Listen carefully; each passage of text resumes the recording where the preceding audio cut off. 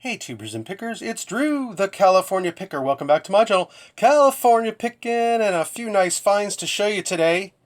And a really nice little surprise at the end, so stay tuned for that. You're not going to want to miss it. Meanwhile, hit that subscribe and that like button.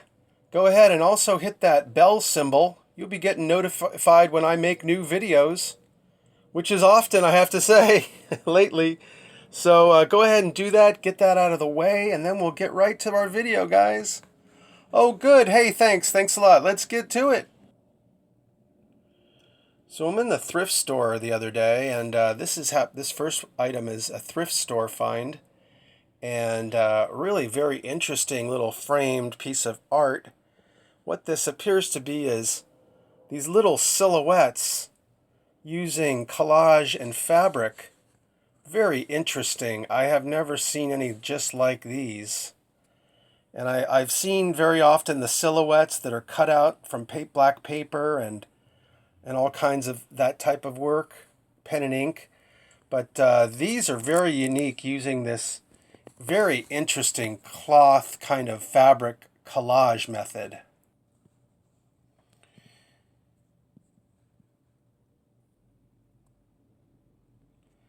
And we can just see the intricate detail on this work. And I'm going to give you some close-ups. Really incredible. I believe that's hand pen and ink. That's hand tinted. And then all these different types of period fabrics are applied in a collage method. Really very interesting. Look at that. The little purse cut out of, I don't know, some type of fabric and all stitched together. The little hand cutouts. And they're signed CA. I don't know who that is. But very interesting work. Let me take a look at the one on the bottom. I believe that these are some type of Puritan women or Quakers, or you guys tell me, some Victorian era ladies. I don't know. I have a feeling these might be American and not European, but I just don't know.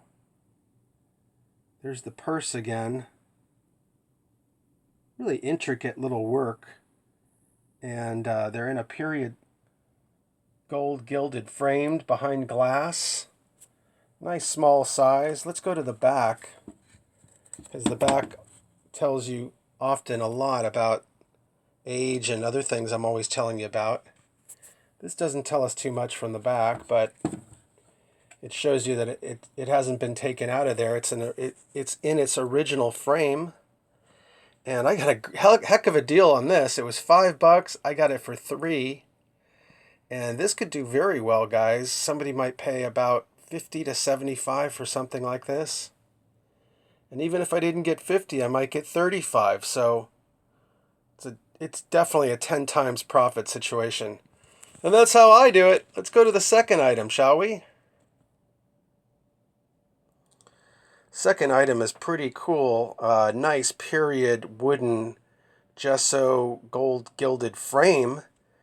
And I had this piece of art for a long time, was looking for the correct frame for it, and here we go. I found it. It's a 5x7, which is kind of hard to find in these old period frames.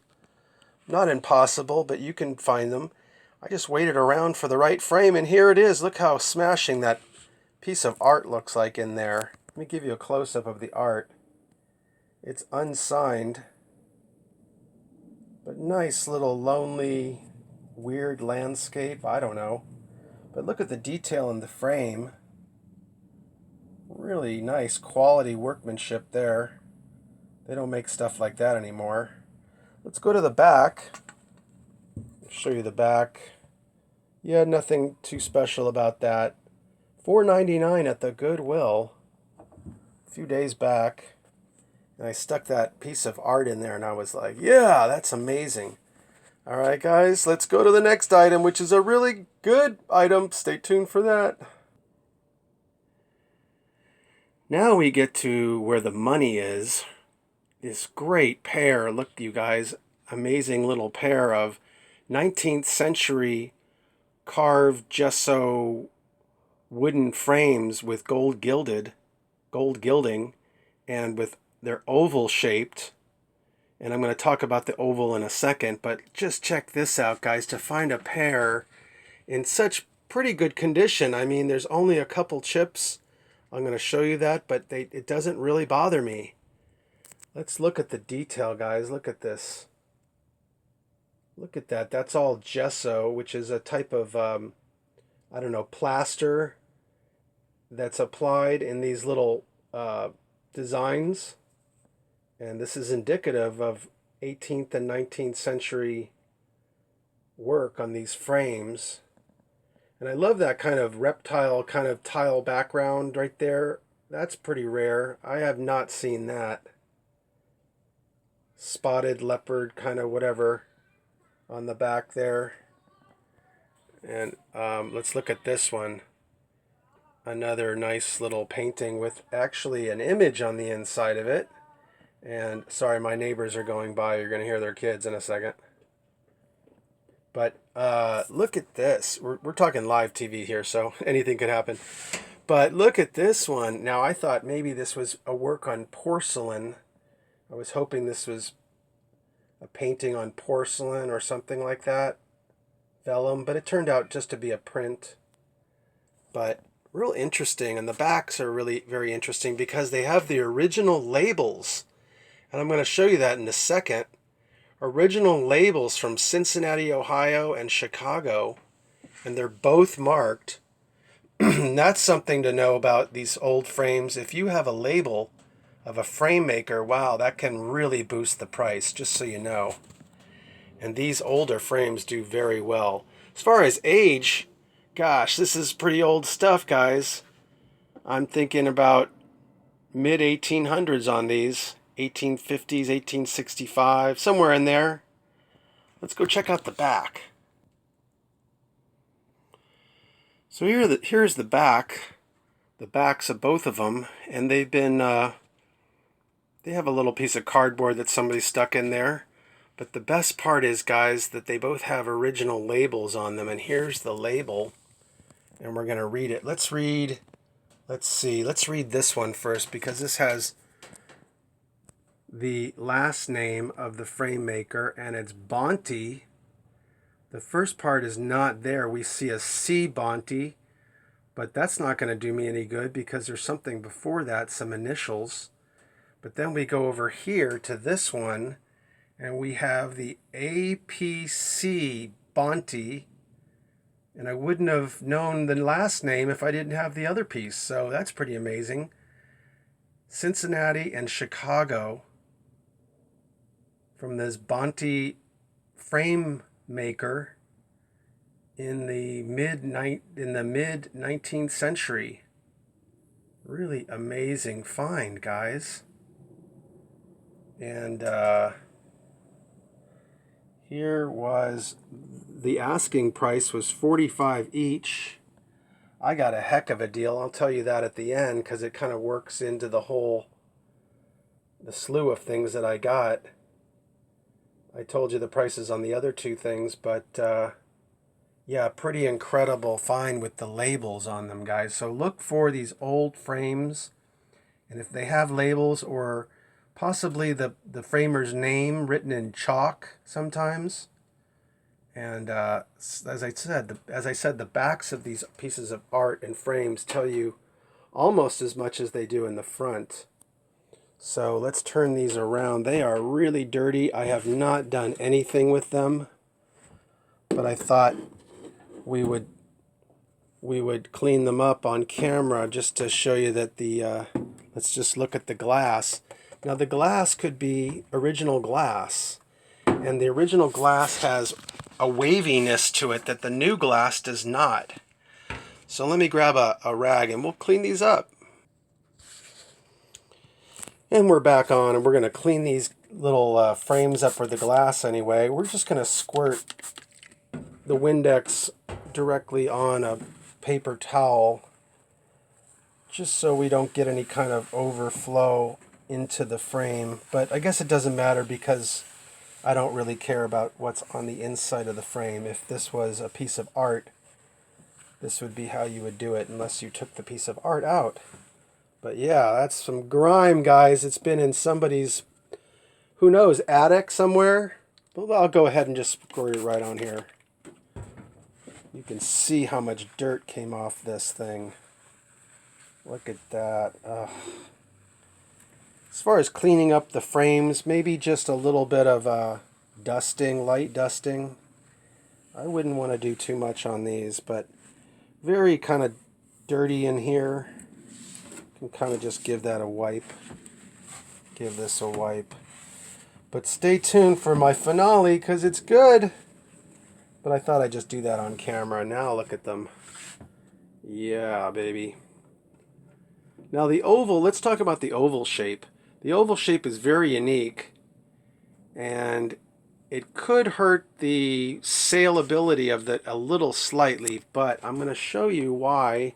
If they were straight oval frames and you had to have an oval piece of art, then you'd really be up you know what creek.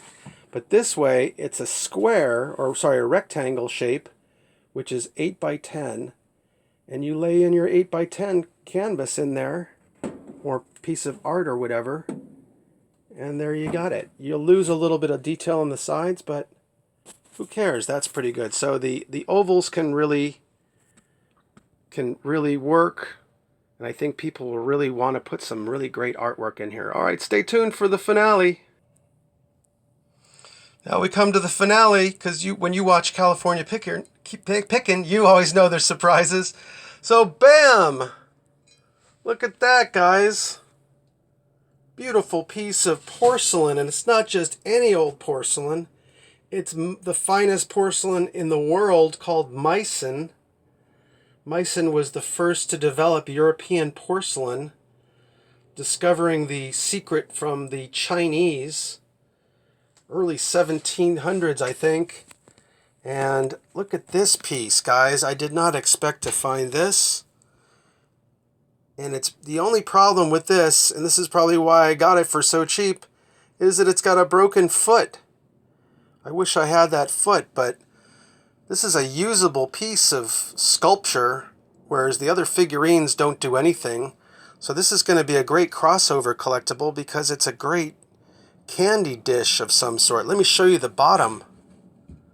Get to the bottom of this. And here we see the double cross swords. I'm always telling you guys about the double cross swords for the studio of Meissen, the greatest pottery company, porcelain maker in Europe, out of Germany.